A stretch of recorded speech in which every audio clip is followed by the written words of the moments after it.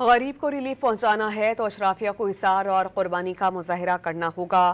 وزیر اعظم شہباز شریف نے موجودہ صورتحال میں عام آدمی کو زیادہ سے زیادہ ریلیف پہنچانا حکومت کی اولین ترجیح قرار دیا۔ خطے کی موجودہ صورتحال پر اجلاس سے خطاب میں وزیر اعظم نے مہنگائی پر قابو پانے کے لیے زراعت، پبلک اور گڈز ٹرانسپورٹیشن کو ریلیف ناگزیر قرار دیا اور واضح کیا کہ اس ریلیف کے لیے مل کر فنڈز اکٹھے کرنا ہوں گے۔ ہمیں عام آدمی کو پروٹیکٹ کرنا ہے اور جو اشرافیہ ہے اس کو ایثار اور قربانی کا مظاہرہ کرنا ہے۔ میں یہ بھی سمجھتا ہوں چاہے وہ وفاق ہو یا صوبے ہوں، ایسے منصوبے جن کو ہم روک سکتے ہیں ان کو روکیں۔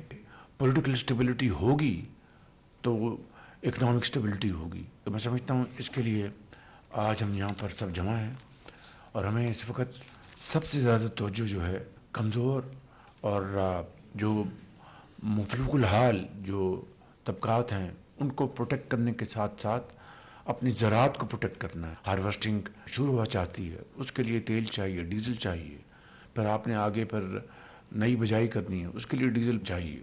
تو ہمیں ان کو پروٹیکٹ کرنا ہے، اپنے زراعت کو، کیونکہ یہ وہ شعبہ ہے جو کہ بہت چند مہینوں میں ٹرن اراؤنڈ کر سکتا ہے۔